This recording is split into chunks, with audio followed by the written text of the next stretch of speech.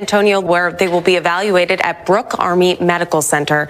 It was an emotional scene for 32-year-old Wall Street Journal reporter Evan Gerskovich, who was reunited with family after spending nearly 500 days in the Russian prison system. That's Fox's Brooke Singman reporting this morning. Marine veteran Paul Whelan and Alsu Karmasheva also coming home. Vice President Harris credits what he has been able to do to bring the allies together on many issues, but in particular this one.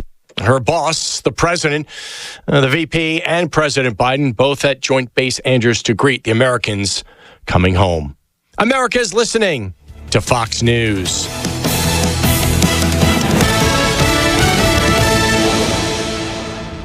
The news is sponsored by Lee University, where you can expect something great. The Mix 1041 News Desk, brought to you by Logan Thompson Law, a tradition of legal and community service. That's Logan Thompson Law at LoganThompsonLaw.com. It's not every day that you buy a house. And there are a lot of banks, so what makes Southern Heritage Bank unique? It's our commitment to being unbelievably good as we identify and meet your needs. Stop by one of our 5 locations in Cleveland or Chattanooga and let us show you the difference our customers have come to expect. We strive to offer the latest banking technology, mobile wallet, online account opening, mobile banking with bill pay, and ATMs that allow cash or check deposit. All available 24/7 with a local community bank. Southern Heritage Bank, a division of First Citizens National Bank, member FDIC. When the classic flavors of bacon, lettuce, and tomato meet the classic goodness of Hardee's Frisco lineup, you get instant summer favorites. Introducing Hardee's Frisco BLT Angus Burger and Frisco BLT Hand-Breaded Chicken Sandwich. The results from yesterday's election are in, and some familiar and some new names are now serving our community.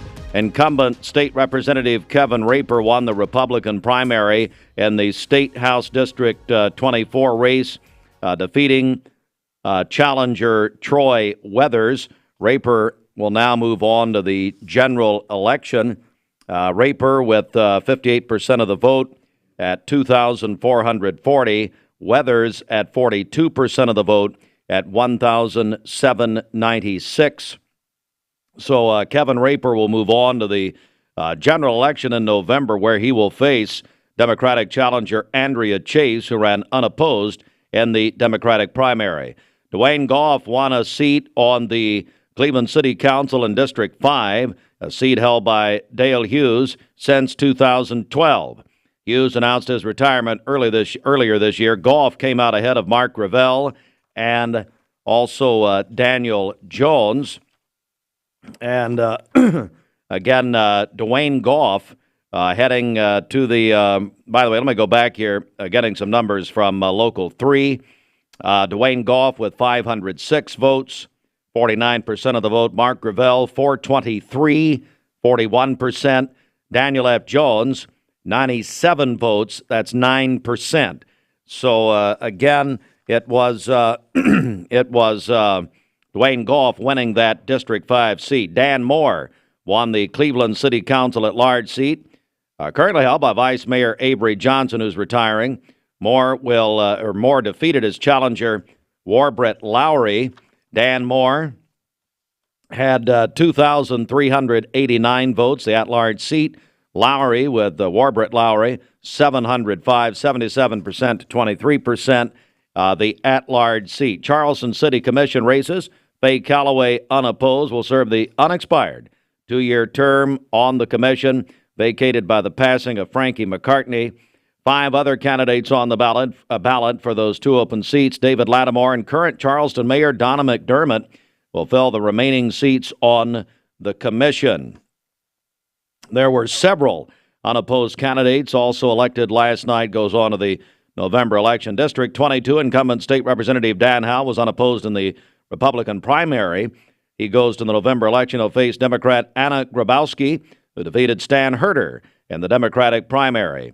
We have several unopposed races. They include Stanley Thompson will remain Bradley County's assessor of property. Stanley on with us last night. He's been the assessor since 1992. Nancy Kaysen, Teddy Bryson, Jeff Lovingood, Rachel Goins all return to the Bradley County Board of Education. Unopposed Nate Tucker, Carolyn Ingram also will return to the Cleveland Board of Education. Darren Brantley and Richard Burnett will serve as Bradley County Constables. Tom Cassida returns to the Cleveland City Council. Stephen Hatchett, unopposed, will serve as DA beginning in September. Federal elections. Marsha Blackburn moves on to the November general election for U.S. Senate. She will face Democratic challenger Gloria Johnson from Knoxville, who defeated 3 other Democrats in the statewide primary. U.S. Congressman Chuck Fleischmann, who ran unopposed in the Republican primary, will face Democratic challenger Jack Allen in November. And we're going to have Senator Marsha Blackburn next hour. She will join us at about 8:45. The turnout, and this was a big story last night here in Bradley County, the turnout, one of the lowest in history, 7,292 votes. That is absolutely one of the lowest turnouts we've ever had in a Bradley County, especially a general election. 9.7% turnout. There are over 70,000 registered voters. Just a 9.7% turnout. Vitruvian Health, formerly known as Hamilton Healthcare System, completed its acquisition of Tenova Healthcare Cleveland, marking a significant expansion in Tennessee. That became official yesterday, August 1. The facility will now be known as Vitruvian Health Bradley Medical Center, honoring both the community and the hospital's heritage. This according to a press release from Vitruvian Health. According to Jeff Myers, CEO of Vitruvian, the integration aims to enhance local health care access, improve care coordination, elevate clinical quality through strategic investments and operational synergies. Also, Vitruvian Health named Lisa Lovelace the CEO of the hospital here in Cleveland, as it's now known as Vitruvian Health Bradley Medical Center. Lisa Lovelace will lead that. She comes back to the Cleveland Hospital after being here before.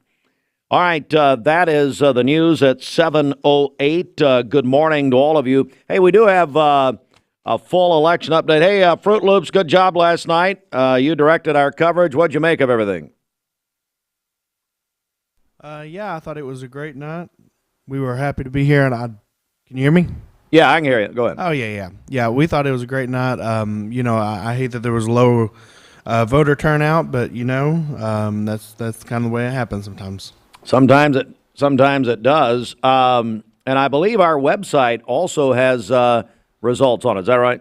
Yes, it does. I'm still working on putting the final results on there, but yes. Okay, yeah. So monitor mymix1041.com. Let's get our first check of traffic and someone who is barred from the building when we have election night.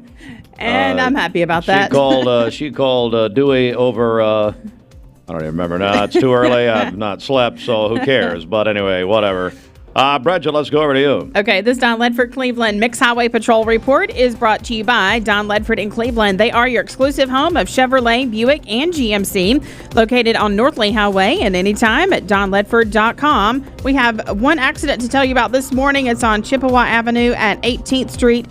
Dispatch tells me no injuries in that. But we will still keep you up to date. If you see a traffic problem, give us a call. The volunteer Rid of Pest Mix line is 614-6499. You can also text us at that same number on the Cleveland State Cougar line. This traffic report is brought to you by Waste Connections of Cleveland. Efficient, state-of-the-art automated curbside service. Find out more by visiting wasteconnections.com/ClevelandTN. I've got one more story, actually. This was a major upset last night. This is in Hamilton County. State GOP State House of Representatives, District 27, Patsy Hazelwood, the incumbent. A huge upset last night. Michelle Renault defeated Patsy Hazelwood. Again, a big upset in Hamilton County. That is State House District 27. But Renault wins the Republican primary. The vote, 4,079. To Patsy Hazelwood's 3,942. Many of you may have seen Patsy Hazelwood commercials during the Olympic coverage on Channel 3. Patsy Hazelwood was a longtime cable and phone executive. But she was defeated last night. Major upset, probably the biggest upset of the night in this area. Patsy Hazelwood defeated last night. Also out of Ray County, appreciate Emily Beatty corresponding from Ray County for us last night. Ron Travis, he won his race over Richard Smith, and that is the State House GOP District 31. Travis over Richard Smith. He's the incumbent by a 65 to 35% vote. I had to throw that in about Patsy Hazelwood. That's a major upset last night, probably biggest upset of the night.